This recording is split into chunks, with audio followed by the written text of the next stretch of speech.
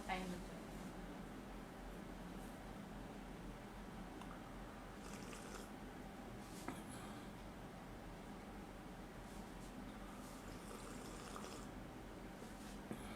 Yeah. Live is on, but let people come. अभी तो कोई भी नहीं अभी है तो कोई भी नहीं आया है. You can relax. और आज हम आपको फोन कर देंगे वो. लेकिन एक चीज़ है इसमें. तो मतलब कुकिंग एग्जाम आने थे 11:30 स्टार्ट करेंगे. Okay. There are 2 people online. People have joined you already. उसने मैम मुझे वाले का number ma'am 3 people have joined you. 5 people 5 कौन people C have joined you. 6 people. हाँ? उनको तो बुलाओ. कोई डिस्टर्बेंस होता है उसमें आवाज़ में किसी जगह तो वो आके थोड़ा सा इशारा कर दे, पर्ची लिख कर थमा देता कि हमको मिल जाए वो. Okay. 8 people have joined you. Do you want to start the class? Let's wait for 5 more minutes. 8 people are in this. Mohammad Asif is watching. Hello sir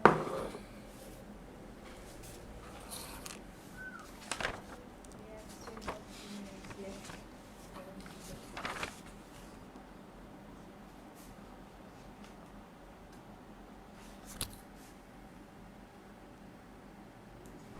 Shivanand Yadav Shiva. अस्सलामुअलैकुम सर. वालेकुम बोल दिया. अस्सलाम.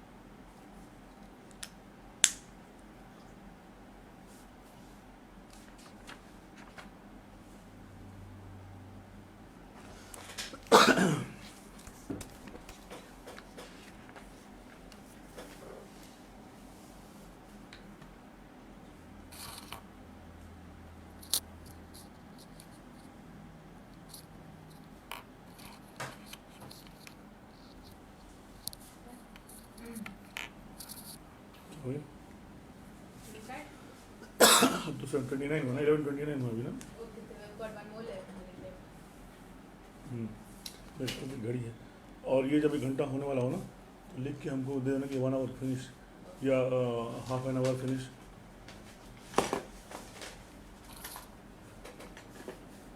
लाइव हो रहा है क्या? तो लाइव कर दिया क्या? There are 10 people watching you right now. Okay. Yes. Just wait for 1 more minute I think, Yes. then we'll start. You are on camera. बजे मैं टिक करूँगा ना तब हो जाएगा ओके. तो पहले तो इनको थोड़ा सा रिवीजन कल जो किया था उसका हल्का सा रिवीजन हो जाएगा, उसके बाद कंटिन्यू करेंगे. Sure. Okay. So I think we should Should we start. start? 11:30 है, just half an minute. Okay. Screen clear है. Okay. Mohammad Hassan is watching.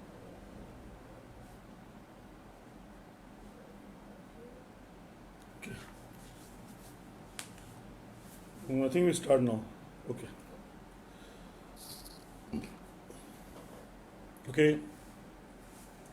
Good morning and welcome. Welcome all of you to our live session, live Facebook session, and this video will also be available in YouTube. So after you finish it, you may watch it again in YouTube. Our YouTube channel is the same, Pacific Institute of Safety and Health. If you search, you will find it. मैं आपसे I am really very sorry कि कल जो है कुछ internet के issues थे और कुछ और टेक्निकल इश्यूज, वो हमारी तरफ से नहीं थे, वो इत्तेफाक से जो टावर्स जो हैं इंटरनेट के या टेलीकॉम टावर, उसी की वजह से थोड़ा सा ये डिले था, तो हमको कैंसिल करना पड़ा. But now I am here today again and I still and again say I am sorry for yesterday inconvenience to you. आज हम पहले तो थोड़ा सा रिवाइज करेंगे कि जो हमने पहले सेशन में पढ़ा था, ताकि आप आज उसको इजीली कंटिन्यू कर सकें. हमने जो थर्सडे क्या बोलते हैं फर्स्ट सेशन में पढ़ा था, वो बेसिकली हमने पढ़ा था कि हमको हेल्थ एंड सेफ्टी क्यों चाहिए. ये आपके सामने सिलेबस है, ये IG 1 का एलिमेंट 1 का कंप्लीट सिलेबस है आपके सामने. ठीक, इसमें हमारे पास 3 एलिमेंट्स हैं इसके अंदर. पहला मॉरल एंड मनी, ये हमने डिस्कस किया था. आज हम एलिमेंट 1.2 को डिस्कस करेंगे डिटेल में. ठीक, ये कुछ बेसिस हैं, introduction, why we need all this things.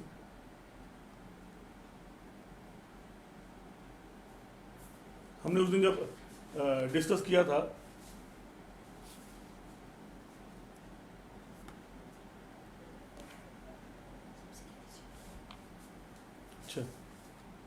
अगर किसी को आवाज़ सुनने में थोड़ी दिक्कत आ रही है तो हेडफोन भी लगा सकते हैं, क्योंकि मुझे इनपुट मिला है कि शायद आवाज़ की कोई इशू है, उसको बंद कर देते हैं.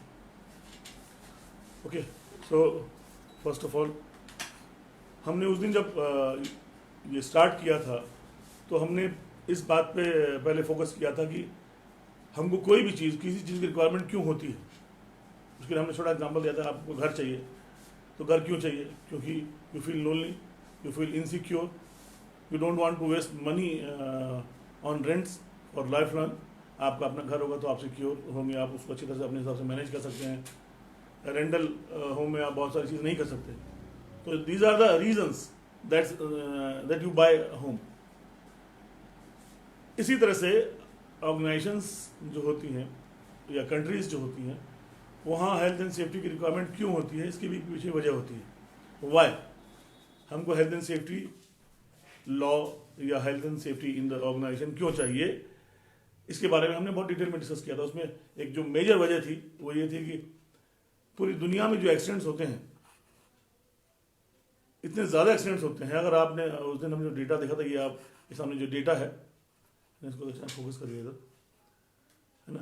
ये जो डेटा आप देख रहे हैं 270 मिलियन यानी 27 crore workplace accidents, 160 million ill health cases यानी काम करने की वजह से बीमार हो जाते. मैं उस दिन ये भी डिस्कस किया था कि ऑक्यूपेशन किसे कहते हैं. हम जो ये स्टडी करते हैं नीबॉश में या कोई भी हेल्थ, ये बेसिकली ऑक्यूपेशनल स्टडीज़ हैं, यानी इसके अलावा भी डेथ्स होती हैं, हम उसको काउंट नहीं कर रहे हैं.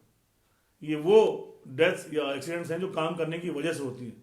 ऑक्यूपेशन मतलब जब आप कोई भी आप जब काम करते हैं उसके बदले में पैसा लेते हैं ताकि आपकी जीविका चलती हो, इसे हम ऑक्यूपेशन कहते हैं.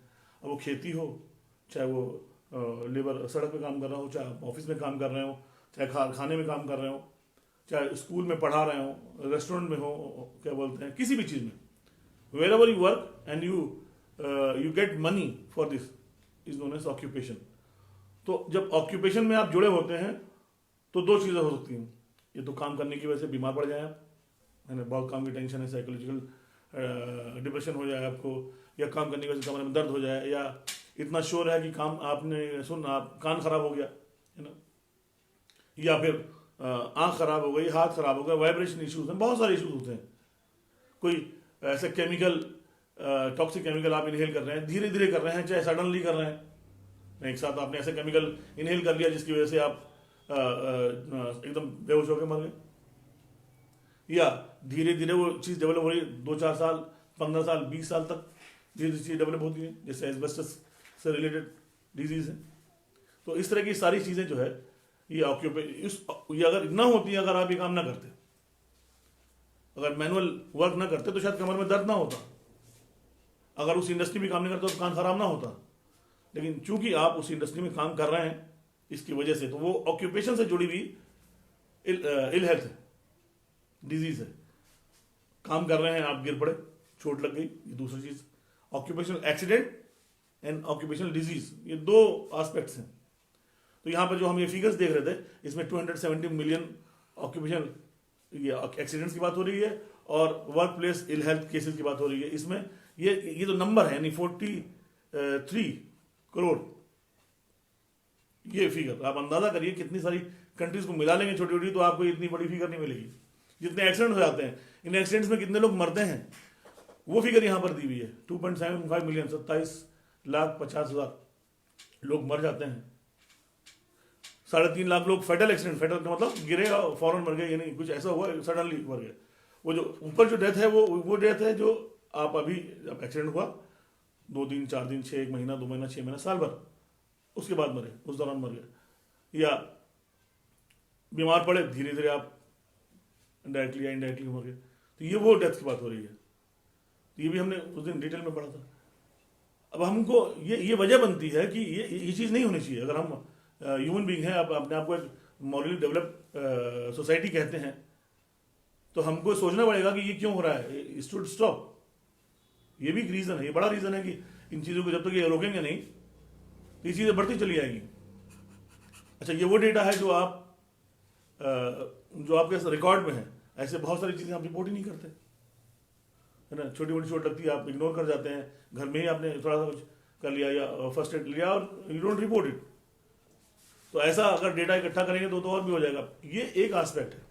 दूसरा एस्पेक्ट, वो जो आदमी जिसको चोट लग रही है, जो बीमार पड़ रहा है, वो रात भर रो रहा है, चिल्ला रहा है, करा रहा है, उसकी फैमिली वाले, उसके फ्रेंड्स, उसके रिलेटिव्स, वो सब जो जिस डिप्रेशन में जाते हैं, जितना साइकोलॉजिकली डिस्टर्ब होते हैं, उसकी वजह से आप डायरेक्टली या इनडायरेक्टली इकोनॉमिक मतलब स्लो डाउन के शिकार हो जाते हैं। नौकरी छूट गई, पढ़ाई छूट गई और बहुत सारी चीज़ रिलेटेड है। क्योंकि ये एक्सीडेंट जो है ना, वही एक्सीडेंट्स हैं जो काम करने वाले लोग होते हैं। काम करने वाले लोग यानी young working people who are the breadwinners of the family. एक दिन काम नहीं करेंगे, घर में चूल्हा नहीं गला।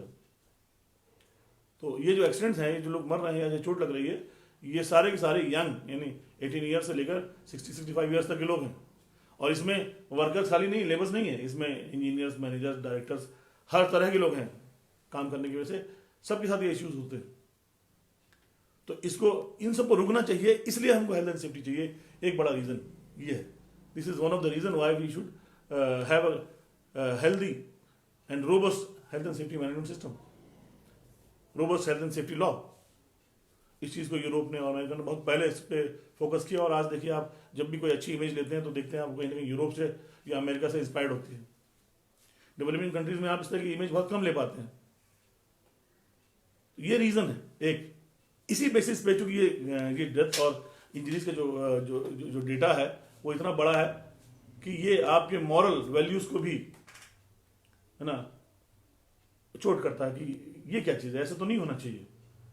अगर आप अपने आप को ह्यूमन बीइंग कहते हैं तो आप इस बारे में सोचने में के लिए मजबूर हो जाएंगे कि इसको रोकना चाहिए, it should stop.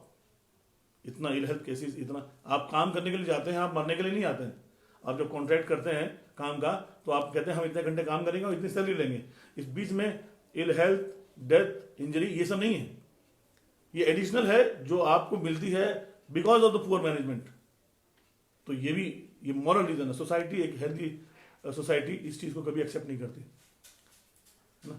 This is the second reason, moral reason for implementing health and safety. आप कोई लॉ हो ना हो, कोई और रीजन हो ना, लेकिन being human you have from your heart that this thing should be stop. तो ये भी एक रीजन है। कल हमने इसको परसों पढ़ा था इसको डिटेल में। उसके बाद आज हम इसको अच्छा, ये फिगर और मैं बताना चाह रहा था कि जो हमने फिगर जो पूरे पढ़ी थी, देखी थी, ये ILO की फिगर्स हैं, उसकी वेबसाइट से लिए हैं। इसकी थोड़ी सी डिस्क्रिप्शन इसमें है, अगर आप चाहेंगे तो मैं आपको लिंक भी भेज दूंगा सर। इसके अलावा ये जो वर्ल्ड हेल्थ ऑर्गेनाइजेशन की जो फिगर्स हैं वो और भी ज़्यादा बड़ी हैं। तो फिर हमने इसका जो फाइनेंशियल एस्पेक्ट था कि जब एक्सीडेंट होता है तो ऑर्गेनाइजेशंस को क्या क्या नुकसान होता है, किस किस तरह का नुकसान होता है, इसको भी हमने पढ़ा था, जिसमें हमने क्या बोलते हैं डायरेक्ट और इनडायरेक्ट लॉस के बारे में पढ़ा था, इंश्योर्ड अनइंश्योर्ड कॉस्ट के बारे में पढ़ा था। ये सारी की सारी वो कॉस्ट है जो एक्सीडेंट की वजह से होती है, जो आप कैलकुलेट कर सकते हैं, जो जिनको जो इसको जो डायरेक्टली रिलेटेड होती हैं, जैसे क्या बोलते हैं आपकी एम्प्लॉयज लायबिलिटी है, टूल्स इक्विपमेंट डैमेज हो गया, बिल्डिंग डैमेज है, लीगल कॉस्ट है, मेडिकल कॉस्ट है, इस तरह की बहुत सारी कॉस्ट है। ये लिस्ट आपके सामने है, आप चाहें तो उसका स्क्रीनशॉट ले सकते हैं, है ना। ये सारी कॉस्ट, ये इंश्योर्ड कॉस्ट है या अनइंश्योर्ड कॉस्ट है, इसके अलावा ये डायरेक्ट कॉस्ट है या इनडायरेक्ट कॉस्ट है। तो आपकी ये 3-4 तरह की कॉस्ट आ रही है। आमतौर पर ये डायरेक्ट कॉस्ट जो है, ये चूंकि इसको कैलकुलेट कर सकते हैं, नाप सकते हैं, जैसे डॉक्टर्स की कॉस्ट होगी, हॉस्पिटल की क्या है, मेडिकल क्या है, छुट्टी पे जाएंगे तो उसको कितनी सैलरी देनी पड़ेगी, अगर 1 महीने छुट्टी रहेगी तो उसको कितनी कॉस्ट पड़ेगी, इसके अलावा ट्रेनिंग में कितना खर्चा आएगा, लीगल कॉस्ट कितनी, ये सब चीज़ें आप कैलकुलेट कर सकते हैं। तो ये डायरेक्ट कॉस्ट हो गई। इसके अलावा इनडायरेक्ट कॉस्ट जो आप कैलकुलेट नहीं कर सकते हैं, जैसे बदनामी होगी, डिले हो गया, और टाइम देना पड़ा उस प्रोडक्ट को, इस प्रोडक्शन को पूरा करने के लिए। इसके अलावा आपका जो क्लाइंट छूट जाएंगे, ऐसे बहुत सारी कॉस्ट है। ये भी लिस्ट पूरी यहाँ पे दी हुई लंबी, business interruption cost, insure due to stoppage of the work, lost morale and its effect, यानी एक्सीडेंट हो गया, आपके साथ ही काम करने वाला उसका हाथ टूट गया, अब हर आदमी डिमोरलाइज है, अब वो काम करने में उसका दिल नहीं लग रहा। तो जहाँ पे उस कंपनी में 10 आर्टिकल बनते थे, अब 6 बन रहे हैं, 7 बन रहे हैं, यानी 3 का नुकसान। तो ये नुकसान आप, अच्छा काम वो दिन भर करेगा, पैसे भी लेगा, सिर्फ क्या बोलते हैं वो मॉरल डिग्रेडेशन की वजह से, घबराहट की वजह से, चिंता की वजह से वो काम नहीं कर रहा है, टेंशन की वजह से। और नुकसान किसका है? ऑर्गेनाइजेशन का। तो ये सारे के सारे, ये चीज कैलकुलेबल भी नहीं है और ये इंश्योर्ड भी नहीं है, इनडायरेक्ट कॉस्ट है। तो अगर इन चीज़ों को आप क्या बोलते हैं कैलकुलेट करेंगे तो बहुत तरह की इनडायरेक्ट कॉस्ट जुड़ी होती है, जिसको हम सेफ्टी की लैंग्वेज में एक्सीडेंट आइसबर्ग कहते हैं। वो जो, अगर आपने वो मूवी देखी होगी, कौन सी थी वो, टाइटैनिक में आप क्या बोलते हैं वो समुद्र के ऊपर छोटा सा एक उसको वो दिखाई दे रहा था आइसबर्ग, जरा सा टिप ऑफ द आइसबर्ग।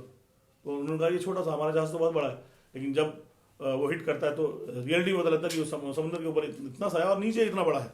तो रियल जो कॉस्ट है बेसिकली वो इनडायरेक्ट कॉस्ट है, जो जुड़ी हुई है उससे, उस एक्सीडेंट से, जिसके बारे में आप ना कैलकुलेट कर सकते हैं ना आपको मालूम है। तो वो जो कॉस्ट है वो बहुत मेजर रोल प्ले करती है आपके फाइनेंशियल एस्पेक्ट्स पे। वो जो फाइनेंशियल इश्यूज होते हैं जिसकी वजह से कंपनीज में बहुत सारे मतलब प्रोडक्शन डिले हो जाता है, कंपनी कोलैप्स हो जाती है ना, बहुत सारा फाइनेंशियल बर्डन पड़ता है, आपकी सारी सेविंग्स सारी प्रॉफिट उसमें चली जाती है। तो ये भी एक बहुत बड़ा रीज़न है। और as a health and safety advise, as a health and safety professional, आपकी ड्यूटी बनती है कि आप इन चीज़ों पे बहुत डिटेल में स्टडी करें, और ऑर्गेनाइजेशन में रहने के बाद, चूंकि आपका ये काम है, this is one of your job to tell the management that these are the costs related to the accident. Don't think that this is only direct cost जो आप कैलकुलेट कर रहे हैं, आपका जो फाइनेंस डिपार्टमेंट है या अकाउंट्स डिपार्टमेंट जो कैलकुलेट कर रहा है, नो, ये दिस इज ऑल्सो, ये भी कॉस्ट है, बट ये दिस इज ऑल्सो ओनली ना टिप ऑफ एन आइसबर्ग, छोटी सी चीज। बाकी जो रियल कॉस्ट है वो ये है जो आपको मालूम नहीं है, इसको आप कैलकुलेट कर भी नहीं सकते, आप उसको महसूस करते हैं। और अच्छा मैनेजमेंट या अच्छा मैनेजर या अच्छा एम्प्लॉयर हमेशा इस पर गौर करेगा, इसकी रियलिटीज पे गौर करेगा। इसीलिए आप देखेंगे कि दुनिया की जितनी भी मल्टीनेशनल ऑर्गेनाइजेशन या जितनी भी अच्छी डेवलप्ड ऑर्गेनाइजेशन हैं, वो एक्सीडेंट या इमरजेंसीज या सेफ्टी को बहुत ज़्यादा वैल्यू देती हैं। उनको मालूम है कि ये इनडायरेक्ट कॉस्ट की क्या वैल्यू होती है और कितना ज़्यादा इसका इम्पैक्ट होता है। ये हमने उस दिन पढ़ा था। उसके बाद आज हम जो है हमने कुछ क्वेश्चन भी दिए थे, या हमने, आपने पता नहीं किया कि नहीं किया, बट ये क्वेश्चन थे कुछ हमने। इसमें आप अगर गौर करेंगे तो आप इधर देखेंगे कि ये जो इकोनॉमिक रीजन है ना, what are the economic reasons for promoting good standard of health and safety. ठीक, एक्सप्लेन द मॉरल रीजन, यानी इकोनॉमिक रीजन में मॉरल लीगल मतलब पूरे डायरेक्ट एंड इनडायरेक्ट कॉस्ट भी आ जाएगी, मॉरल रीजन है ना, कॉस्ट सब कुछ इसमें, यानी जो भी आप पढ़ रहे थे अभी, what are the reason, moral reason, financial reason, single question भी आ सकता है, कंबाइंड भी आ सकता है। तो ये हमने क्वेश्चन किया था, आपने अपनी इसका आंसर शायद लिखा नहीं लिखा, हम उसको एक बार आपको थोड़ा सा इसका हिंट देते हैं। अच्छा, ये जो क्वेश्चन है सारे सारे ये निवॉश के रिपीटेड क्वेश्चन हैं, मतलब ये आते रहते हैं, तो इस पर फोकस भी करिए आप, इसको प्रैक्टिस करिए अच्छी तरह से। ठीक, देखिए 8 नंबर का कितने, मतलब ये सब मतलब अच्छी स्कोरिंग नंबर्स हैं। अगर आपने अच्छा नंबर लिखा तो 45 नंबर चाहिए आपको पास होने के लिए 100 में से 8। अगर अच्छा आपने आंसर लिख दिया तो 8 नंबर आपके नहीं, अगर ऐसे 4-5 क्वेश्चन कर लिए तो आप पास तो हो ही गए। तो इस पर थोड़ा फोकस भी करिए क्योंकि ये रिपीटेड क्वेश्चन हैं। इसका आंसर है मॉरल रीजन। एक चीज़ और मैं बताना चाह रहा था कि जब आप आंसर लिखते हैं तो जो अक्सर गलतियां हम देखते हैं जो स्टूडेंट्स करते हैं वो उनको उन पॉइंट्स में लिख देते हैं छोटा छोटा छोटा, यानी जैसे मैंने ये कॉस्ट के बारे में डिस्कस किया था, तो आपने जब यहाँ पे ये पढ़ा कि व्हाट आर द कॉस्ट, तो आपने डायरेक्ट कॉस्ट में आपने ये पॉइंट लिख दिए। ये पॉइंट्स हैं, ये आंसर्स नहीं है। You have to include these issues in your answer, इसका ध्यान रखिए। इसको लिखने का जो तरीका है वो थोड़ा एक्सप्लेनेटरी हो और तो अच्छे नंबर मिलेंगे। आपको लगता है कि आपने 8 पॉइंट्स लिख दिए, बहुत अच्छा आंसर लिख दिया, नंबर नहीं मिला, है ना, आपने 8 पॉइंट लिखे 2 नंबर मिला। या इसमें अगर क्वेश्चन पूछा गया है इकोनॉमिक रीजन या पॉसिबल कॉस्ट और आपने सिर्फ ये कॉस्ट लिख दी, क्योंकि उसमें कॉस्ट लिखा है, उसमें डायरेक्ट और इनडायरेक्ट नहीं लिखा है, यानी एग्जामिनर ये सवाल कर रहा है कि कॉस्ट कौन सी, तो कॉस्ट डायरेक्ट और इनडायरेक्ट दोनों कॉस्ट है ना, यानी वो दोनों को पूछ रहा है, आपको दोनों का मेंशन करना पड़ेगा, डायरेक्ट कॉस्ट भी और इनडायरेक्ट कॉस्ट भी। 4 आप ये पॉइंट्स लिखिए, 4 ये भी लिखिए, 8 नंबर का है, लेकिन चारों को आप एक अच्छे तरीके से लिखिए। आप खाली पॉइंट्स लिख देंगे तो वो पॉइंट्स नहीं मांग रहा है आपसे, वो उसको जानना चाह रहा है कि ये कॉस्ट कौन सी है, किस तरह से इंटरप्ट करती है बिजनेस को। ठीक, जैसे एग्जांपल के तौर पर मैं यहाँ पर आपको मॉरल इकोनॉमिक रीजन यहाँ पे देखते हैं। अब यहाँ पर वही जो चीज़ मैंने आपको अभी बताई थी कॉस्ट, उसको लिखने का तरीका देखिए। Accidents are ill health are always costly, they eat money directly और इनडायरेक्टली, यानी आपने यहाँ पर लिख दिया कि डायरेक्ट कॉस्ट और indirect cost. The list of financial expenses due to accidents और ill health are not always straightforward and easy to identify. It may cost directly and indirectly, such as absence of the victim. The cost bear by the organization due to the absence of victim. क्योंकि छुट्टी पे रहेगा या अस्पताल में रहेगा, आपको उसकी सैलरी देनी। Then medical cost, action investigation and analysis cost, administrative following, recruitment and additional pay for the temporary works, training of the replaced workers, repair or cleanup caused by accidents, replacement of damaged equipments or goods due to accident, fire, increased insurance premium, production losses, losses of orders, client, loss of reputation, image, job satisfaction, ये बहुत सारे reasons हैं।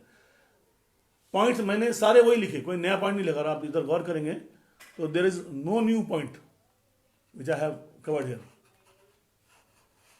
लेकिन लिखने का तरीका बदल दिया। अब ये जो लैंग्वेज है ये हर आदमी की अपनी अलग अलग लैंग्वेज है, इस पे आप स्कोर करेंगे। ठीक, इसी तरह से इकोनॉमिक ये दूसरा क्वेश्चन भी था हमारा। तो इस तरह से आप जब देखेंगे तो लिखने का तरीका, जैसे डायरेक्ट कॉस्ट, अगर आप इनडायरेक्ट डायरेक्ट कॉस्ट के बारे में लिखें तो उसका लिखेंगे। हर जगह आपने आपकी स्टाइल ऑफ राइटिंग जो है वो डिफरेंट है। ठीक, चलिए ये हमारा तरह से रिवीजन हो गया जो हमने उस दिन पढ़ा था। And let's go for today's topic, that is regulating health and safety या legal reason. What are the legal reasons of implementing health and safety? आपने बोला कि हमको हेल्थ एंड सेफ्टी क्यों चाहिए, एक रीज़न तो आपने वो डाटा देखा, इतने सारे लोग मरते हैं और बीमार पड़ते हैं। दूसरा रीज़न आपने मॉरल रीज़न बताया, एक और रीज़न आपने बताया इकोनॉमिक रीज़न। एक जो बहुत बड़ा और जो बड़ा इंपॉर्टेंट पार्ट है वो है लीगल रीज़न। लीगल रीजन मतलब जो लॉ, जो एनफोर्समेंट एजेंसीज की जो रिक्वायरमेंट है कि आपको करना ही पड़ेगा। जैसे आपने बोला कि हेल्थ मॉरलिज्म में बहुत सारी आपने चीज़ की, ऐसा होना चाहिए, वैसा होना चाहिए, वैसा होना चाहिए।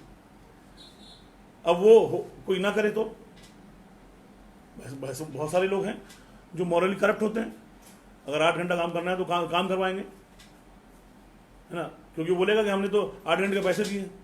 लेकिन ऐसा नहीं है। मॉरल क्या कहता है कि उसको थोड़ा पानी पिलाइए, गर्मी बहुत ज़्यादा है या ठंड बहुत ज़्यादा है, या थोड़ा आराम करने दीजिए। अगर बहुत ज़्यादा थकाने वाली जॉब है तो 2 आदमी को लगा दिया, रोटेट करें जॉब, बीमार ना पड़े। ये मॉरल कहता है। यही चीज़ लॉ भी कहती है। अब इसी को, जितने भी मॉरल रीजन है उसको अगर कन्वर्ट कर देंगे आप लॉ में, तो ये लीगल रीजन हो जाएंगे, है ना। In a morally developed society people care for each other, they think that they and act in the same manner where duty of care is felt from within, but things are not always same. You do not expect everyone to behave in this manner, है ना, or follow moral duty of care because it costs money. ज़ाहिर है जब आप care करेंगे, पानी देंगे, थोड़ा रेस्ट देंगे, थोड़ा सा उसको ब्रेक देंगे, तो ज़ाहिर आपका टाइम खर्च हो रहा नहीं, मनी खर्च हो रही एक तरह से, है ना। ये जो मनी वाला एस्पेक्ट है कि कोई आदमी दिल खोल के करता है, कोई आदमी नहीं करता है ना। अब होना तो चाहिए कि भाई करे, लेकिन हम नहीं करेंगे। तो यहाँ पर लॉ इंटरवीन करता है, लॉ, है ना, of the land, law for safety of human being, law of equality, law of care, duty, जिसको हम अभी आप डिटेल में पढ़ेंगे अभी। तो वो कंपेल करता है कि आप इसकी केयर करिए, है ना। आपके साथ में जो लोग जुड़े हुए हैं, जो काम कर रहे हैं, आपके अंडर में जो लोग काम कर रहे हैं, you must take care for them. ये लॉ के अंदर क्लियर प्रोविजंस हैं, है ना। Generally all the moral reasons are in one way और another is placed in law, ठीक। अंडर द लॉ एवरीवन, चाहे वो कंपनी का मालिक हो, चाहे वो मैनेजर हो, चाहे डायरेक्टर हो, चाहे वर्कर हो, चाहे इंजीनियर हो, चाहे सुपरवाइजर हो, चाहे लेबर हो, कोई भी हो, लॉ ने सबको कवर किया है। हर आदमी की रिस्पॉन्सिबिलिटी है हेल्थ एंड सेफ्टी की। कुछ रिस्पॉन्सिबिलिटीज एम्प्लॉयर की हैं, कुछ डायरेक्टर्स मैनेजर्स की हैं, कुछ सुपरवाइजर्स की हैं, कुछ इंजीनियर्स की हैं, सबकी। As a labour, as a engineer, employ, safety, everybody has responsibility. और ये आपकी मर्जी नहीं है, ये मॉरल कोड ऑफ कंडक्ट नहीं है, ये legal law, you have to do it by the law. अगर आप नहीं करेंगे तो आपको पनिशमेंट मिलेगी, आपको फाइन होगा। नहीं, सारे ये सब भी एस्पेक्ट्स हैं। यही चीज़ हम इसको थोड़ा डिस्कस करते हैं कि ये पहले तो ये कि लॉ चाहता क्या है ना, what the law requires from you, from employers, from workers, from engineers, from anybody. पहली चीज़, a safe place of work, safe equipment, safe machinery, safe plant, safe tool. आपके पास जो काम करने के लिए टूल है वो अच्छी क्वालिटी का हो, ISI स्टैम्प्ड हो ना, CE मार्क्ड हो, NC मार्क्ड, जो भी लीगल स्टैंडर्ड्स हैं जहाँ जिस कंट्री में भी आप वो लीगल स्टैंडर्ड को फॉलो करता हो, ताकि आप उसको मतलब विदाउट एनी फियर इस्तेमाल कर सकें। जहाँ काम कर रहे हैं वहाँ पे आपको मूवमेंट के लिए जो बेसिक मूवमेंट काम करने के लिए चाहिए वो इतनी जगह होनी चाहिए, प्रॉपर एनवायरनमेंट होना चाहिए, सेफ टूल्स हो, मटेरियल जो हो वो भी सेफ हो। ऐसा ना हो कि मटेरियल आपने कोई ऐसा खतरनाक है जो आपको बीमार कर दे, स्किन में प्रॉब्लम हो जाए, कुछ भी। ठीक, लॉ ये भी चाहता है कि काम करने से पहले आपको, यानी जितने एम्प्लॉयज है जो जिस लेवल पे भी है, मैनेजर्स हैं तो मैनेजमेंट लेवल की ट्रेनिंग होनी चाहिए, इंजीनियर है तो इंजीनियरिंग टेक्निकल ट्रेनिंग होनी चाहिए, सुपरवाइज़र तो कैसे सुपरवाइज करेंगे, उसके रिक्वायरमेंट्स क्या क्या हैं, लेबर्स हैं, वर्कर्स हैं, टेक्निकल स्किल वर्कर्स हैं, हर आदमी को उसके हिसाब से, उस काम के हिसाब से ट्रेनिंग होनी चाहिए प्रॉपर, उसके सेफ्टी एस्पेक्ट उसको मालूम होने चाहिए। अगर गलतियां करते हैं या कहाँ कहाँ गलती हो सकती है उसके बारे में उसको बताया जाना चाहिए, ये भी लॉ की रिक्वायरमेंट है। इसके अलावा जब काम हो रहा है तो कोई गलती ना करे, इसके लिए सुपरविजन प्रॉपर होना चाहिए, चाहे वो कैमरे के थ्रू करें, चाहे वहाँ पे आदमी खड़ा हो सुपरवाइजर, ताकि कोई गलती करे फौरन उसको टोक दे, no don't do it like this, ये सही तरीका नहीं है, वो बता दिया नहीं इसको इस तरह से करिए, सुपरवाइज करना, है ना, ताकि एक्सीडेंट ना हो। इसके अलावा लॉ ये भी कहता है कि कोई हर वो तरीके अपनाए जाएं ताकि एक्सीडेंट या इल हेल्थ क्रिएट ना हो, है ना। इसके अलावा जितने भी एम्प्लॉयज़ हैं, जितने भी वर्कर्स हैं, हर आदमी अपने काम में कॉम्पिटेंट हो। कॉम्पिटेंट का मतलब, एक आदमी कॉम्पिटेंट तब कहलाता है जब वो क्वालिफाइड हो, ट्रेंड हो, एक्सपीरियंस्ड हो, है ना, स्किल्ड हो, ताकि अपनी जॉब को सेफली कर सके। इसे कम्पिटेंसी अलग से इसकी डेफिनेशन भी आती है। तो person is said to be competent if he is qualified, trained, skilled, experience and has the ability to stop the work and justify it, and he has necessary skills to do the work in a safe manner. Law की ये requirement है, यानी employer जो लोगों को higher करता है काम कराने के लिए, ये उसकी ड्यूटी है कि कॉम्पिटेंट लोगों को हायर करे, और या अगर उनके अंदर कॉम्पिटेंसी नहीं तो कॉम्पिटेंसी डेवलप करे, उनको ट्रेनिंग दे, उनको एक्सपीरियंस दिलाए, उसके लिए पैसा खर्च करे। ये लॉ की रिक्वायरमेंट। इसके अलावा जब काम हो रहा हो तो उनको मॉनिटर किया जाए ताकि एक्सीडेंट या गलतियाँ ना हो। ये लॉ की बेसिक रिक्वायरमेंट्स हैं। इसके बेसिस पे बहुत सारे लॉ बनते हैं। ये जो सामने आपके जो है main health and safety at work act 1974, ये यूके का लॉ बहुत मशहूर है ना। Occupational safety and health act, ये 1970 यूएसए का एक्ट, जिसको गवर्न करने के लिए ओशा डिपार्टमेंट बना हुआ। ये दुनिया के बहुत प्रोमिनेंट लॉ है। अगर इनकी वेबसाइट से आप जाएंगे तो आपको इतना मटेरियल, नॉलेज, ट्रेनिंग से रिलेटेड, हर चीज़ से रिलेटेड गाइडेंस सब कुछ मिलेगा ना। हर कंट्री में इस तरह का लॉ होता है, होना चाहिए। ठीक, अब ये लॉ किस पे बेस है, लेट्स डिस्कस दिस। ये जो लॉ सारा आप जिसको हम डिस्कस कर रहे हैं अभी, ये लॉ का बेसिस क्या है। लॉ जो है, मैंने एज ए ह्यूमन बीइंग मेरी ड्यूटी बनती है कि मैं मॉरल ड्यूटी भी कह लीजिए इसको, और यही लॉ भी है कि मेरी वजह से मेरे आसपास जो लोग हैं उनको नुकसान ना पहुंचे, मुझे भी नुकसान ना पहुंचे। यानी आपकी duty of care for your self, reasonable care. नहीं, मैं कोई ऐसा काम ना करूँ कि मुझको चोट लगे, और वो कोई ऐसा काम ना करूँ जो मेरे आसपास जो लोग हैं उनको भी चोट लगे। तो ये बेसिक ड्यूटी ऑफ केयर कहते हैं, ड्यूटी ऑफ रीजनेबल केयर। ये ड्यूटी, इसको जब अब थोड़ा एक्सपेंड करिए, जब एक्सपेंड करेंगे तो ये 3 पार्ट्स में डिवाइड हो जाएगा। क्या कि duty of reasonable care is divided to 3 part. Duty of care owed, यानी हम इसको ओ करते हैं, हम इसको एक्सेप्ट करते हैं, हम इसको मानते हैं, है ना, कि हमको इन सब लोगों को, कौन से लोग, वो ये लोग 4 तरह के लोग जिसको हम अभी डिस्कस करेंगे आगे, उनकी केयर की रिस्पॉन्सिबिलिटी हमारी है। I have a duty of care, I owe the duty of care, reasonable care for all these people. दूसरा, ड्यूटी ऑफ केयर ब्रीच, हमने अगर उस ड्यूटी ऑफ केयर को नहीं माना, ब्रीच किया, तोड़ा, और उसको loss sustain as a result, और अगर नुकसान हुआ तो सारी जिम्मेदारी हमारे ऊपर है। यानी जो भी लीगल रिस्पॉन्सिबिलिटी आएगी, फाइन या कुछ भी है, उसकी जिम्मेदार हम होंगे, है ना। आप किसी को चोट जानते बूझते या अनजाने में भी नहीं पहुंचा सकते। ये ड्यूटी ऑफ केयर, ये रिस्पॉन्सिबिलिटी है आपकी। वेयर यू, मतलब ऐसा नहीं कि मैं भूल गया। ड्यूटी ऑफ केयर के अंदर आपको भूल से भी वो गलती नहीं करनी। अगर वो होगा तो आप यू विल बी पनिशेबल। वरना हर आदमी अगर मुझसे, तो मुझे मालूम नहीं था कि भाई क्या हो गया, मैं तो चाहता नहीं था, बाई चांस हो गया, मुझे मालूम, आई वॉज नॉट इंटेंशनल। लेकिन ऐसा नहीं है। ड्यूटी ऑफ केयर ओड, आपने ड्यूटी है नहीं, आप इंडिया के सिटीजन हैं, by being citizen of India you have a duty of care to take care of all the people around you, to take care of yourself, your family, your relatives, your brothers and sisters, everybody, you have a duty of care owed. If you breach that duty of care and the law sustained, you will be responsible. You will have to bear the cost. तो ये तो basic law है। इसी law पे सारे laws बने हुए हैं ना। ये किसी न किसी शक्ल में हर कंट्री में ये लॉ है, ड्यूटी ऑफ केयर। अब ये केयर किसका, ये 4 तरह के लोग। अगर आप ऑर्गेनाइजेशन में हैं तो ये जो ड्यूटी ऑफ केयर जो लॉ है, ये कहता है कि आपको पहले तो आपके एम्प्लॉयज की केयर करना। ये duty of care law for your own employees, यानी जब आपके एम्प्लॉयज आपके यहाँ काम करते हैं तो जो उससे पहले हमने पढ़ा था ना सारी चीज़ें, ये safe place of work, safe tools, equipment, जितनी सारी चीज़, ये सब इनको प्रोवाइड होना चाहिए। Your own employees, contractors, contractors कौन, जो आपके कॉन्ट्रैक्ट में हैं।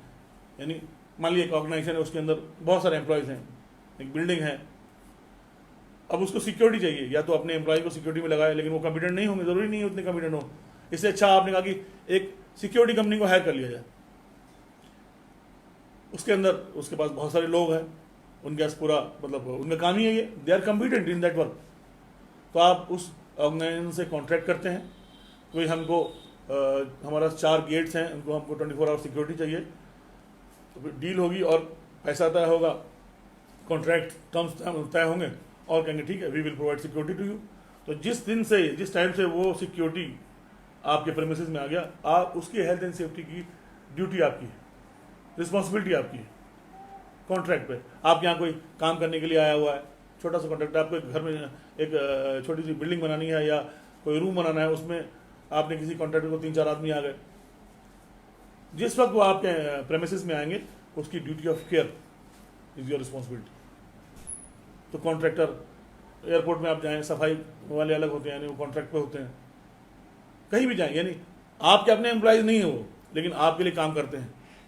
आप उनको सैलरी डायरेक्टली नहीं देते, आप ऑर्गेनाइजेशन को कॉन्ट्रैक्ट पर सैलरी देते हैं, उनसे आप टर्म्स एंड कॉन्ट्रैक्ट आपके तय हैं, लेकिन जब आपकी प्रेमिसेस में आएंगे तो ड्यूटी आपकी होगी उनकी केयर की। You have the responsibility of duty of care. Then visitors, आपके ऑर्गेनाइजेशन के अंदर कुछ लोग मिलने के लिए आए हैं, बिजनेस विजिट है, ऐसे ही मिलने के लिए आए हैं, देखने के लिए आए हैं, लेकिन from the time they step in, जिस वक्त आपके प्रेमिसेस में वो आ गए, उनकी ड्यूटी ऑफ केयर, उनकी केयर की ड्यूटी आपकी। You have the responsibility for them. उसके बाद मेंबर ऑफ पब्लिक, नहीं, आप कोई काम ऐसा ना करें कि आसपास जो लोग हैं वो आपके साथ एकदम रिलेटेड नहीं है, उनका अपना काम है, वो रास्ते में आ रहे हैं जा रहे हैं, लेकिन आपकी किसी एक्टिविटी से उनको नुकसान नहीं पहुंचना चाहिए। नहीं, ये भी ड्यूटी ऑफ केयर में आता है। ये 4 तरह के लोग हैं, duty of care owed, duty of care breach, loss of result, इन चारों के लिए इसी पे सारा लॉ बेस्ड रहता है। ठीक, अब आते हैं आगे, लॉ क्या चाहता है? एक accident free work environment, simple है ना। इसकी डिटेल हमने इससे पहले वाली स्लाइड में देखी थी। ये what law requires all these things, इसकी आप स्लाइड ले लीजिए, इसको आप नोट कर लीजिए, है ना। व्हाट, और ये होता कैसे, करता कैसे? हर कंट्री में लॉ होता है, आप अपने मेंबर ऑफ पार्लियामेंट चुन के पार्लियामेंट भेजते हैं, वहाँ पर वो आपके इश्यूज़ को, आपके लोकल इश्यूज़ को, आपके बड़े इश्यूज़ को, छोटे सबको वहाँ उसके बारे में डिस्कस करते हैं, फिर उस पर लॉ बनता है, डिस्कशन होता है, वहाँ पे वो पास होता है, फिर प्रेसिडेंट उस पर साइन करता है। एक तो सिंपल तरीका आपको सबको मालूम है, लॉ ऐसे बनता है। दूसरा, यानी ये जो आपकी नेशनल गवर्नमेंट है या स्टेट गवर्नमेंट है, ये लॉ बनाती है as per your needs, as per your demand, है ना। इसमें बहुत सारी चीज़ें जो वो तो पूरा एक अलग टॉपिक है, लेकिन लॉ इस तरह से बनता है। दूसरा, ILO की गाइडलाइंस के थ्रू हम सब, ये सारी कंट्रीज, ILO के बारे में हमने डिस्कस किया था कि बहुत दुनिया की सबसे बड़ी ऑर्गेनाइजेशन है जो वर्कर्स के इशू पे डिस्कस करती है। इसकी जो जो जो फ्रेमिंग है वो मतलब उसमें आपके पास हर साल उसकी मीटिंग्स होती हैं। इसका हेड ऑफिस जिनेवा में है, स्विट्ज़रलैंड में। वहाँ पर हर साल उस मीटिंग में, जैसे यहाँ पे पार्लियामेंट में सेशंस होता है, वहाँ पे भी सेशंस होते हैं, उस पर एजेंडा था होता पहले से कि आपको इस बार इस टॉपिक पे डिस्कशन होना है। सारी मेंबर कंट्रीज, दुनिया की तकरीबन 185 प्लस कंट्रीज जो है, चाहे छोटी छोटी गरीब से गरीब और चाहे डेवलप या बहुत डेवलप कंट्रीज, सब उसके मेंबर्स हैं। हर कंट्री इस पे उन एजेंडा पे अपना पॉइंट ऑफ व्यू रखती है, इस पर रिसर्च करती है, फिर वहाँ पर वो डिस्कशन होता है। उस मीटिंग में हर कंट्री के जो है 3 मेंबर्स की शक्ल में लोग जाते हैं। उसमें एक क्या बोलते हैं, गवर्नमेंट का रिप्रेजेंटेटिव होता है, एक आपका वर्कर का रिप्रेजेंटेटिव होता है, और एक कोई एम्प्लॉयर या बिजनेस बॉडी होती है उसका रिप्रेजेंटेटिव होता है। ये तीनों लोग मिलकर हम ट्राईपार्टाइट क्या बोलते हैं, वे ऑफ वर्किंग कहते हैं।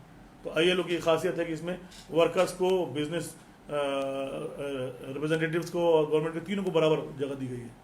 सारी दुनिया के लोग इकट्ठा होते हैं, एजेंडा तय होता है और उसके बाद उस इशू पे डिस्कस किया जाता है। हर आदमी अपना पॉइंट ऑफ व्यू उस पर रखता है और अल्टीमेटली कुछ पॉइंट्स पे सब लोग एग्री हो जाते हैं। वो एग्रीमेंट जो है वो उस एग्रीमेंट के ऊपर जब सब लोग एग्री होते हैं तो फिर अच्छा कुछ पॉइंट ऐसे भी हैं जो एग्री नहीं होते, अब दोनों बात हो सकती है भाई 50 पॉइंट आपने रखे, 20 पे सब एग्री हैं, 30 पे एग्री नहीं है। मैंने इसका एग्जांपल दिया था शायद आपको कि टाइमिंग का जैसा इशू है, पूरी दुनिया में 8 घंटे का काम का जो वर्किंग आवर्स है कैसे डिसाइड हुआ कि कोई कह रहा है कि नहीं 7 घंटे काम होने चाहिए, किसी ने कहा 6 घंटा काम होने चाहिए, कोई कह रहा है नहीं 11 घंटे काम होने चाहिए, कोई 9 घंटा काम। डिस्कशन हुआ, अल्टीमेटली तय हुआ कि भाई 8 आवर्स ऑफ वर्किंग, सब एग्री हैं। जब सब एग्री हैं इस पे तो फिर ये कानून बन गया। यही ILO की गाइडलाइंस के थ्रू लॉ बनता है, यानी जब वहाँ पर चीज़ पास हो गई और वो उस पर सब एग्रीड हैं तो हर मेंबर ऑफ कंट्री जो है वो अपनी पार्लियामेंट में अपनी कंट्री में ले आकर उसको डिस्कस करती है और with in 11 months after ratification वो वहाँ का लॉ बन जाता है। इसको हम कन्वेंशन कहते हैं। ILO 2-3 तरह से काम करती है, कन्वेंशंस, रिकमेंडेशंस, प्रोटोकॉल्स और कोड ऑफ प्रैक्टिस। इसमें हमारे पास जो टॉपिक्स हैं वो 2 हैं, code of conventions and recommendations. ये रिकमेंडेशन जितनी भी हैं ये लीगल स्टेटस रखती हैं, जितनी मेंबर कंट्रीज हैं वो सब के सब उसको डिस्कस करती हैं और पार्लियामेंट में रेटिफिकेशन के बाद वो वहाँ का लॉ बन जाता है। इसलिए जब आप पढ़ेंगे ILO को ये आगे चल के तो ILO के जो कन्वेंशंस हैं ना इसकी बहुत इंपॉर्टेंस है, ये लीगल स्टेटस रखती है, जिसको हम अभी आप नेक्स्ट स्लाइड में उसको डिस्कस करना शुरू करेंगे। जो चीज़ें सब एग्रीड नहीं होते वो रिकमेंडेशंस में आ जाती हैं। वो रिकमेंडेशंस भी बहुत अच्छे पॉइंट्स हैं, बहुत सारी कंट्रीज उसको भी या उनके कुछ पार्ट को भी लीगल स्टेटस दे देती हैं। और मतलब ये नॉर्मल कंट्रीज नहीं है, साउथ अफ्रीका है, मलेशिया है, नहीं इस तरह की अच्छी मजबूत कंट्रीज भी इनको अपने लीगल स्टेटस देती हैं। और जहाँ पे ये लीगल स्टेटस नहीं भी होता वहाँ पे गुड प्रैक्टिस में शामिल होता है। तो किसी भी तरह से आप रिकमेंडेशंस हो या कन्वेंशंस हो उनके पॉइंट्स को आप इग्नोर नहीं कर सकते। और यही हमारा जो है ILO का कि ये कन्वेंशन रिकमेंडेशन ये पूरे क्या बोलते हैं IGC में एलिमेंट 1 में और IG1 और IG2 दोनों में चलेंगे, क्योंकि यही जो सारे कन्वेंशंस हैं उनके जो पॉइंट्स हैं उनको आपको कहीं ना कहीं आपको जगह देनी है लीगल पॉइंट ऑफ व्यू की तरफ से, लीगल पॉइंट्स की जगह पर। तो ILO आप जब काम करते हैं तो 2 तरह से कन्वेंशन रिकमेंडेशन। अब वो जो एजेंडा है, जैसे 1981 में जो कन्वेंशन हुआ था उससे पहले तकरीबन 2 से 2.25 से 100 से ऊपर कन्वेंशन हो चुके हैं। ILO चूंकि बहुत पुरानी बॉडी है, 100 साल से ज़्यादा पुरानी बॉडी है, यानी यूनाइटेड नेशन से भी पुरानी बॉडी है। वहाँ से यानी जब कन्वेंशन होने शुरू हुए तो जो कन्वेंशन नंबर 155 है जो 1981 में हुआ था, जिसको हम occupational safety and health convention कहते हैं, वो बेसिकली हेल्थ एंड सेफ्टी से रिलेटेड है। और इसके अलावा भी बहुत सारे ऐसे कन्वेंशंस हुए हैं जिसमें हेल्थ एंड सेफ्टी एक मेन टॉपिक रहा है।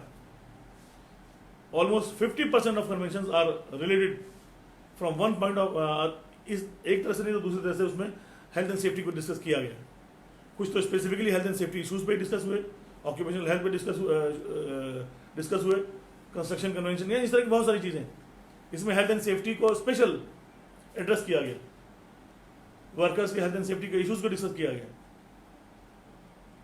तो ये ILO का, अब ILO जो गाइडलाइंस देती है कन्वेंशन और रिकमेंडेशन के थ्रू, ये भी लॉ बन जाते हैं।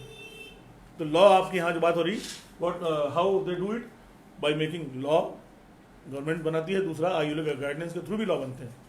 ठीक, ये हमने आपको अभी डिस्कस किया था। ठीक, अब ये ILO कैसे हेल्थ एंड सेफ्टी को इम्प्लीमेंट करती है, ये अब इस पर थोड़ा डिस्कस करते हैं। ILO या कोई भी नेशनल गवर्नमेंट वो बेसिकली रिस्पॉन्सिबिलिटीज डालती है।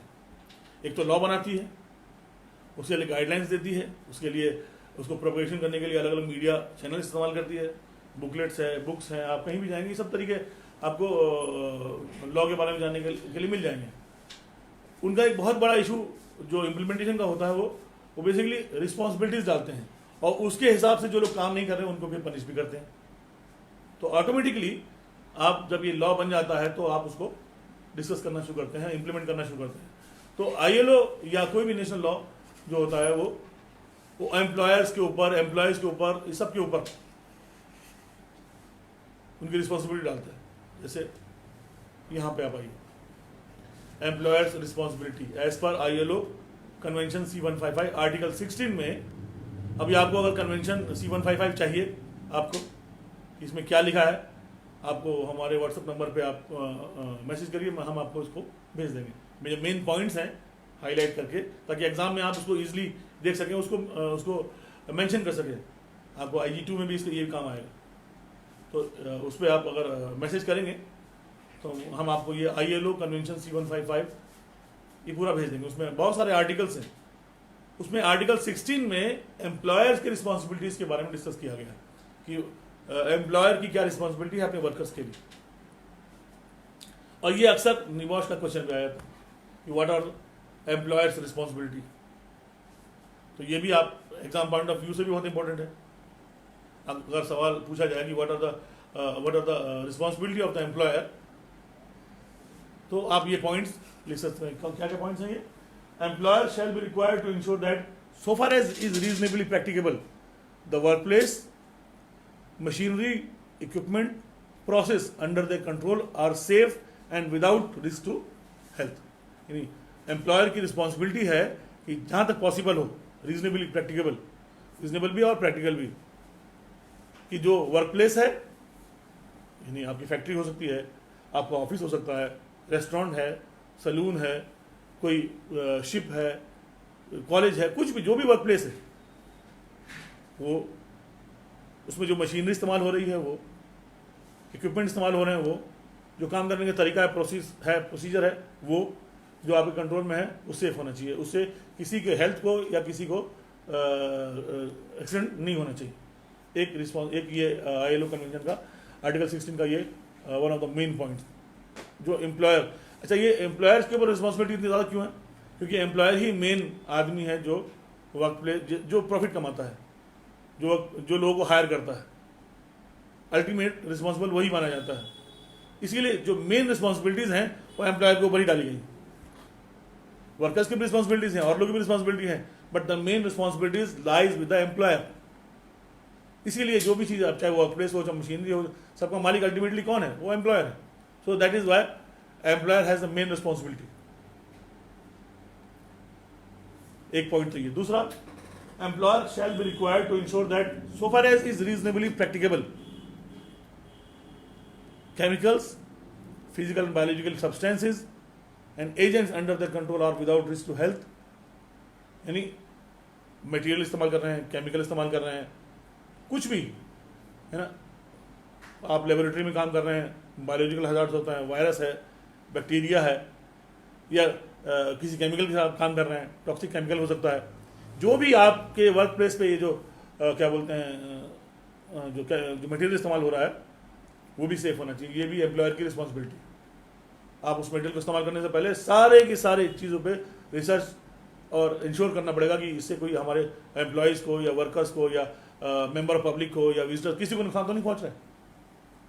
ठीक, इसके अलावा employer shall be required to provide wherever necessary and adequate PPE, personal protective equipment and clothing. ये तीन PP के बारे में मेरे ख्याल से आपको बताने की जरूरत नहीं है। जो भी चीज़, चाहे वो इक्विपमेंट हो, चाहे वो क्लोथिंग हो, चाहे हेलमेट हो, चाहे ग्लव्स हो, जो भी, वो एम्प्लॉयर की रिस्पॉन्सिबिलिटी, वर्क रिलेटेड PP, ठीक है ना। तो ये मेन रिस्पॉन्सिबिलिटीज है।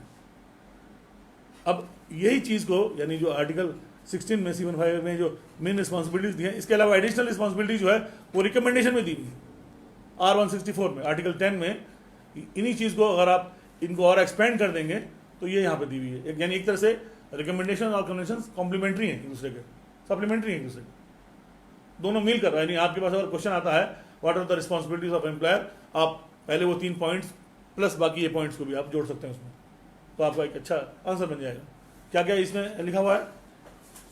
To provide and maintain work place machinery equipment and use work methods which are safe and without risk to health as is reasonably practical. ये तकरीबन पहला पॉइंट जो कन्वेंशन था वो वही almost. To give necessary instruction training, ये भी to provide adequate supervision of workplaces and applications, to institute organizational arrangement regarding occupational safety and health, working environment, आप जहाँ पे काम कर रहे हैं उसका environment, humidity, lighting level, ventilation, other facilities, है ना, ये सब की सब PPE, to ensure worker organizations particularly in respect to hours of working, rest breaks does not adversely, यानी इतना काम नहीं कराना आपको कि उसका सिर में दर्द हो जाए, वो बीमार पड़ जाए, यानी ये सब लॉ है बेसिकली. अब देखिए, to ensure the workers work organization particularly with respect to hours of work and rest breaks does not adversely affect occupational health and safety of the worker.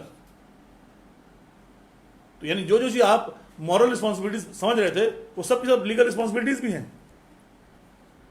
To take reasonably practical measures with a view to eliminate excessive physical and mental fatigue. ऐसा काम ऐसा न दें जिसमें आदमी mentally disturb हो जाए या फिजिकली डिस्टर्ब हो जाए, बीमार पड़ जाए, चोट लग जाए. To undertake studies and research और otherwise to keep abreast of scientific and, यानी ये भी एम्प्लॉयर की रिस्पॉन्सिबिलिटी की जो डेवलपमेंट हो रहा है सोसाइटी के अंदर, टेक्निकल डेवलपमेंट हो रहा है, लीगल डेवलपमेंट हो रहा है, टेक्नोलॉजी डेवलपमेंट, उसको इस्तेमाल करें ताकि अपने काम को आसान किया जा सके, वर्कर्स के लिए वो ईज पैदा हो सके, ताकि वो अच्छी तरह से और इफिशिएंटली और सेफली काम कर सकें. पहले लोग मैनुअल वर्क करते थे, फिर मैकेनिकल काम होना शुरू हुआ, फिर इलेक्ट्रोमैकेनिकल, फिर इलेक्ट्रॉनिक्स, अब ये एडवांस ऑटोमेटिक काम होने लगे, ऑटोमेटिक मशीनरी आने लगी. तो बहुत सारे काम, यानी जो टेक्नोलॉजी का इस्तेमाल करना, इसके बारे में नॉलेज रखना, इसको इम्प्लीमेंट करना, ये भी एम्प्लॉयर्स की रिस्पॉन्सिबिलिटी है. ठीक, इसको एक सिंपल वे में हम इसको आप लिख लीजिए, इसका स्क्रीनशॉट भी ले लीजिए आप. ये इन अ नट शेल, मोटा मोटा ये 4-5 चीज़ों में मैंने इसको कवर करने की कोशिश की है. इसको याद कर लीजिए आप, वो जो पहले के स्लाइड्स हैं सबको कवर कर लेंगे आप. अगर ये याद रहेगा आपको तो आंसर्स को लिखने में बहुत आपके लिए आसानी हो जाएगी. एम्प्लॉयर की रिस्पॉन्सिबिलिटी क्या है? पहले तो safe system of work create करें, safe place of work, safe tools, equipment, material provide करें वर्कर्स के लिए, information, instruction, training and supervision and PPE. ये 4-5 चीजें हैं, इनको आप एक्सपेंड कर दीजिए, आपका आंसर हो जाएगा. एम्प्लॉयज की रिस्पॉन्सिबिलिटी कवर हो जाएगी. अब वर्कर्स की responsibility, excuse me,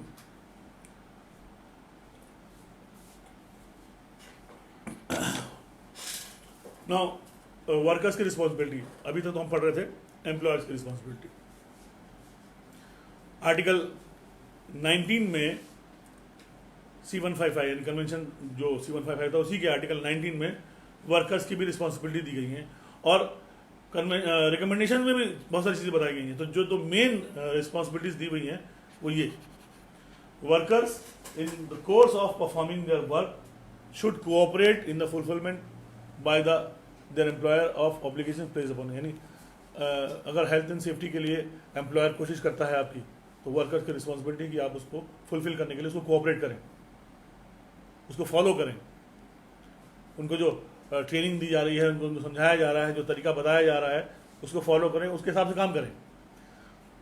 representative of workers in the undertaking cooperate with the employer in the field of occupational safety and health. अच्छा, ऑर्गेनाइजेशंस छोटी भी हो सकती हैं, बड़ी भी हो सकती हैं. कहीं 20 आदमी भी काम करते हैं, कहीं 20,000 भी आदमी काम कर सकते हैं, कहीं 2,000 आदमी, 500, 200, 500, हर तरह के लोग हो सकते हैं. छोटी ऑर्गेनाइजेशन, मिडिल लेवल की ऑर्गेनाइजेशन, बहुत बड़ी और बहुत बहुत बड़ी, हर तरह के ऑर्गेनाइजेशन हो सकती है. कहीं तो आप वर्कर्स के साथ डायरेक्टली कंसल्ट कर सकते हैं, बात कर सकते हैं उनसे, उनको समझा सकते हैं. कहीं आप डायरेक्टली इन्वॉल्व नहीं हो सकते, मान लीजिए 2,000 आदमी हैं तो कैसे आप बात कर रहे हैं उनसे. तो उसके लिए फिर आप वर्कर्स के रिप्रेजेंटेटिव, यानी आपने बोल दिया कि भाई हर 200 आदमी में से एक आदमी अपना वो चुन लीजिए. तो अगर 2,000 आदमी हैं तो 10 रिप्रेजेंटेटिव हो गए आपके पास. तो 10 वर्कर्स रिप्रेजेंटेटिव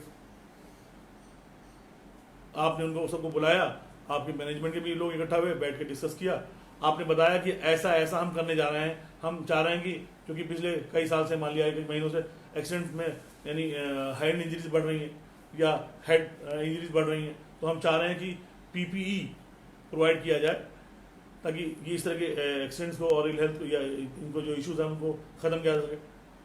लेकिन अगर हम डायरेक्टली बोलेंगे तो लोग बोलेंगे नहीं, ज़बरदस्ती हमारे ऊपर ये चीज़ ओढ़ी जा रही है। तो हम आपसे मशवरा लेना चाहते हैं या हम आपको बताना चाहते हैं कि इन हैंड इंजरी या हेड इंजरीज को रोकने के लिए पीपी का हम जो सेफ्टी हेलमेट का जो रूल बनाने जा रहे हैं, ये कैसे इंप्लीमेंट होगा, और आप लोग हमारा साथ दीजिए। तो representative workers in undertaking cooperate, अब वो सब मिलके उसको कैसे उस सेफ्टी जो नया सेफ्टी रूल है या नया इम्प्लीमेंटेशन उसको कैसे करेंगे, नहीं उसको कोऑपरेट करना, उसको इम्प्लीमेंट करने के तरीके बताना, ये भी रिस्पॉन्सिबिलिटी है वर्कर्स की। देन यही इन्हीं चीज़ों को और एक्सपेंड करिए आप, जो कि आपके रिकमेंडेशन में आ जाएंगी। अब ये सारा ये आंसर है आपका वर्कर्स रिस्पॉन्सिबिलिटीज का। उसमें क्या कह रहे हैं, take reasonable care of their own safety and the safety of the others who may be affected by their acts and omissions.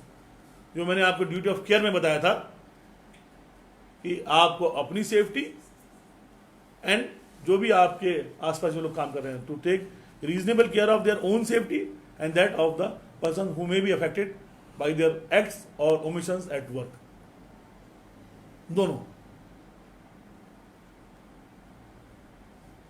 ये एक रिस्पॉन्सिबिलिटी है वर्कर्स की। उसके अलावा जितनी भी इंस्ट्रक्शन, ट्रेनिंग, सब कुछ दी गई है, जो प्रोसीजर बताएंगे जब वर्कर्स आते हैं, जब आप काम शुरू करते हैं, तो जब नए नए लोग आते हैं या जो पुराने भी होते हैं, तो पहली बार काम पे आते हैं या काफ़ी दिन के बाद आते हैं, तो उनका इंडक्शन होता है।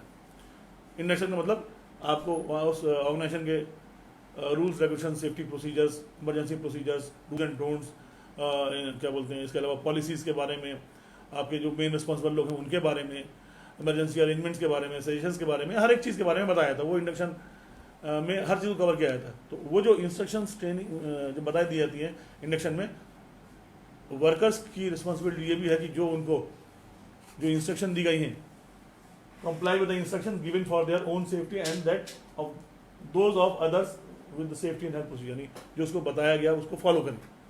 उसके अलावा जो पीपीई उनको दिया गया है, इक्विपमेंट दिए गए हैं, उसको करेक्टली इस्तेमाल करें। उसके बाद क्या बोलते हैं, उसको तोड़े फोड़े या उसके बाद छेड़खानी नहीं करें। Use safety device and protective equipment correctly and do not trend at it is tamper with,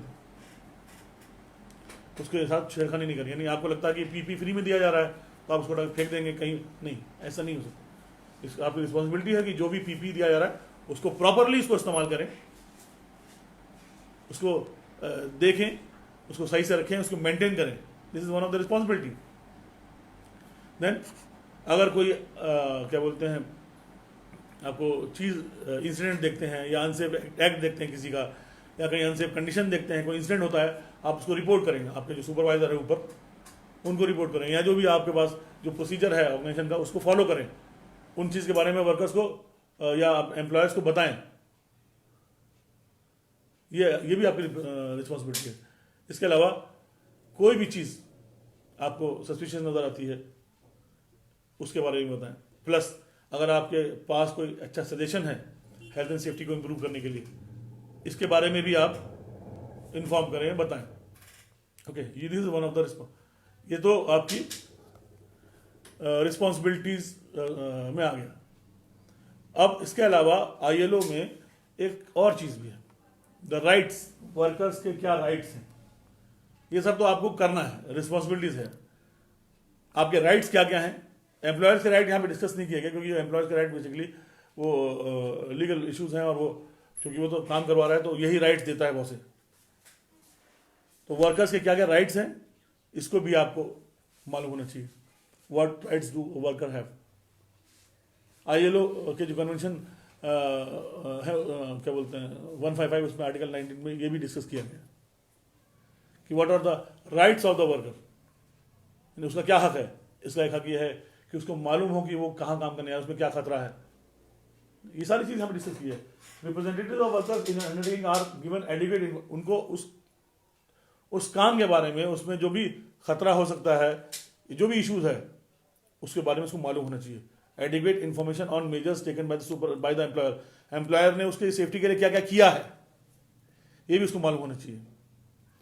उसके लिए सेफ्टी प्रोसीजर बनाए हैं, उसके लिए पीपी प्रोवाइड किया है, उसके लिए ट्रेनिंग प्रोवाइड की गई, उसके लिए अच्छे टूल्स इक्विपमेंट्स को प्रोवाइड किया है।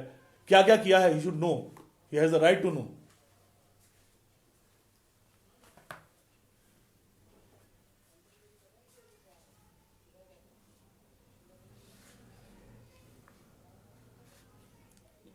क्या है फ्री?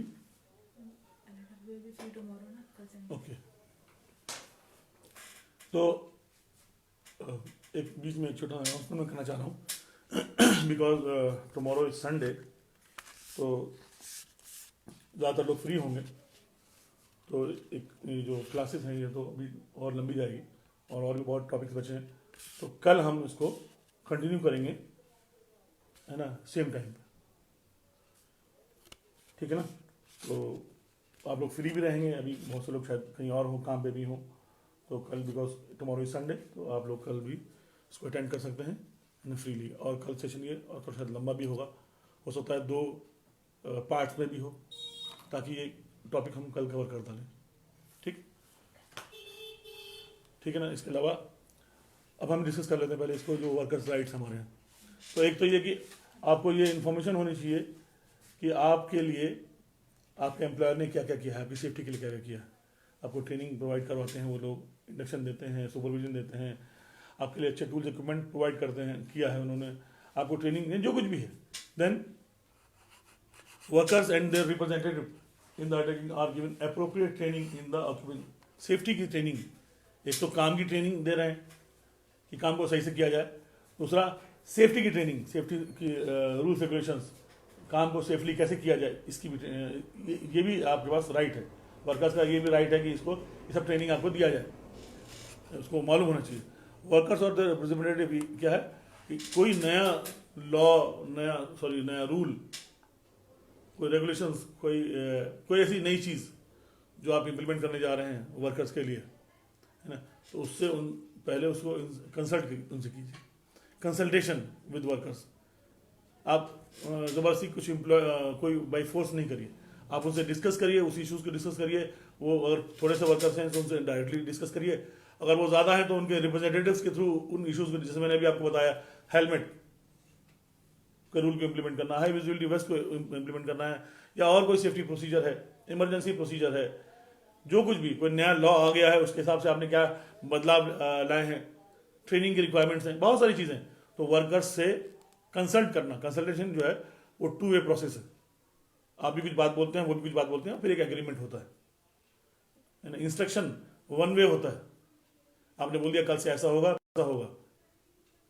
यहां पर कंसल्टेशन यानी वर्कर्स शुड बी कंसल्टेड, कोई नया चीज अगर आप हेल्थ एंड सेफ्टी से लेके आ रहे हैं। इसके अलावा वर्कर्स रिपोर्ट, यानी अगर आपको लगता है वर्कर्स को कि जो हम काम करने जा रहे हैं वो खतरनाक है, तो उसके पास राइट टू रिफ्यूज, कि मैं ये काम नहीं करूँगा, इससे मेरी जान को या मेरी हेल्थ को खतरा हो सकता है, तो ये भी वर्कर्स के पास राइट है। Worker has a right to refuse to work if he feels that the work is unsafe or poses dangers to his health or safety। तो उसको करने के लिए पहले उसको ट्रेनिंग दी जाए हर तरह की। जब वो सिक्योर फील करेगा, अपने को सेफ फील करेगा, तभी वो काम करेगा। He has the right to do it. तो ये भी वर्कर्स के राइट हैं, और इस तरह से ये चीज़ें आपकी आज पूरी हुई वर्कर्स लीगल। तो आपका बेसिकली मोटी आपको चार पॉइंट्स आपके साथ आ गए कि why we need health and safety. Moral reason, legal reason, workers के राइट हैं, एम्प्लॉयर्स के राइट की रिस्पॉन्सिबिलिटीज है ना। ये सब रिस्पॉन्सिबिलिटी है, इसलिए भी आपको हेल्थ एंड सेफ्टी को इंप्लीमेंट करना है, आपकी मर्जी नहीं है, you have the duty to do it. तो लीगल रीजन भी है आपको हेल्थ एंड सेफ्टी को, और नहीं करेंगे तो जेल भी हो सकती है, पनिशमेंट भी, बहुत सारी चीज़ें हो सकती हैं, जिसको हम अब आगे चल के कल डिस्कस करेंगे, कल पढ़ेंगे। तो these are the reasons why we need health and safety. Moral reason आपने पढ़ लिया, लीगल रीजन आपने पढ़ लिया, फाइनेंशियल इकोनॉमिक रीजन भी आपने जान लिया, उसके बाद data of ill health and accidents के भी आपने चेक कर लिया कि कितना बड़ा डाटा है, कितने लोग मरते हैं, बीमार पड़ते हैं। तो these all of them are the reasons why we need a good standard of health and safety, और we should have a good health and safety management और robust health and safety law. ये सारे के सारे reasons हैं हमारे health and safety के law या रूल्स या प्रोसीजर्स या हेल्थ एंड सेफ्टी का खुद होना। अगर ये होगा तो ना किसी का कुछ चोट लगेगी, ना कोई बीमार पड़ेगा, ना जो हमारा इतना इकोनॉमिक लॉस होता है वो होगा, ना जो साइकोलॉजिकल डिस्टर्ब होते हैं फैमिली वाले, फ्रेंड्स और वो होंगे और एक अच्छी healthy and safe society create कर सकें, डेवलप कर सकें। इसके अलावा कुछ क्वेश्चंस हैं, आप लोग इसको आप करने की कोशिश करिए, है ना। Outline why it is important that all persons are aware of their roles and responsibility for health and safety in the organisation. यानी ये क्वेश्चन आपके लिए है, इसको बैठ करने की कोशिश करिए कि ये क्यों इंपॉर्टेंट है कि हर आदमी को अपने रिस्पॉन्सिबिलिटीज़ के बारे में मालूम हो। ऑर्गेनाइजेशन के अंदर एम्प्लॉयर को ये मतलब क्यों मालूम होना चाहिए कि उसकी क्या रिस्पॉन्सिबिलिटी है, या वर्कर्स को ये क्यों मालूम होना चाहिए कि उसकी रिस्पॉन्सिबिलिटी क्या है, हेल्थ एंड सेफ्टी की रिस्पॉन्सिबिलिटी। ये नीबॉश का क्वेश्चन है, अक्सर आया है ये क्वेश्चन भी, तो इसको भी आप अपने आप सॉल्व करने की कोशिश करिए। उसके अलावा outline the main health and safety responsibility of the employer workers, ये 4 नंबर का भी क्वेश्चन आया है, 6 नंबर का भी आया है, तो ये भी आप सॉल्व करने की कोशिश कीजिए। मैंने आपको आज पूरा डिटेल में बताया है, तो ILO के हिसाब से क्या रिस्पॉन्सिबिलिटीज़ है, रिकमेंडेशंस के हिसाब से क्या रिस्पॉन्सिबिलिटीज़ है एम्प्लॉयर की और वर्कर्स की दोनों।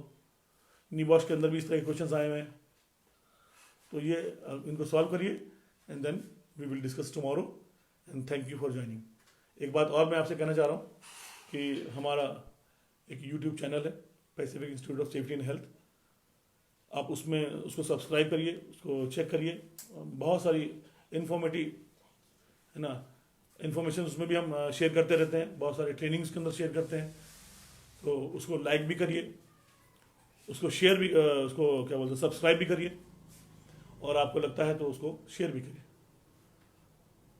तो मैं इसलिए भी आपको कहना चाह रहा हूँ कि आप इसको करिए कि हम एक इस यूट्यूब चैनल के थ्रू एजुकेशन को, हेल्थ एंड सेफ्टी एजुकेशन को, अवेयरनेस को फ्री करना चाहते हैं, ताकि हर आदमी को हेल्थ एंड सेफ्टी के बारे में मालूम हो, है ना। एक अगर हमको जैसे हम अच्छा हेल्थ एंड सेफ्टी एनवायरमेंट बनाना चाहते हैं, और हम अगर इंडिया में या किसी भी कंट्री में आप हैं वहाँ पर एक अच्छी से सोसाइटी से हेल्थी सोसाइटी क्रिएट करना चाहते हैं, तो लोगों के अंदर अवेयरनेस बहुत ज़रूरी है। ये जो हम बातें कर रहे हैं ये सिर्फ सेफ्टी वालों के लिए, तो चूँकि ये हमारी स्टडी है, ये हमारा प्रोफेशन है, लेकिन ये वैसे भी बातें आपको सबको मालूम होनी चाहिए, हर आदमी को मालूम होनी चाहिए कि उसकी क्या रिस्पॉन्सिबिलिटी है, ये सेफ्टी क्या होता है, कैसे उसको हम इम्प्लीमेंट कर सकते हैं। तो education for all, safety for all, इस मिशन के थ्रू हम हर आदमी को इसकी अवेयरनेस देना चाहिए। इलेक्ट्रिकल सेफ्टी है, होम के बहुत सारे सेफ्टी इश्यूज होते हैं, है ना, रोड सेफ्टी है, एनवायरमेंटल सेफ्टी है, फायर सेफ्टी है, बहुत सारे इश्यूज हैं। तो जितना ज़्यादा हम मतलब हमारे पास ये होगा तो हम इस तरह से फ्री एजुकेशन उसमें भी हम प्रमोट कर सकते हैं। तो please like and subscribe our channel, है ना। Same Pacific Institute of Safety and Health आप जब डालेंगे यूट्यूब में, you will find it, you will find me also there. और ये वीडियो भी आपको हम यूट्यूब में अपलोड कर देंगे कुछ दिन कल परसों में, तो आप इसको वहाँ पर भी देख सकते हैं, आप मल्टीपल टाइम देख सकते हैं, रिवाइज कर सकते हैं, पढ़ सकते हैं, एग्जाम की तैयारी कर सकते हैं। आई होप आपको ये वीडियो अच्छा लगा होगा, है ना। And thank you for joining, okay, and tomorrow we will meet again, thank you.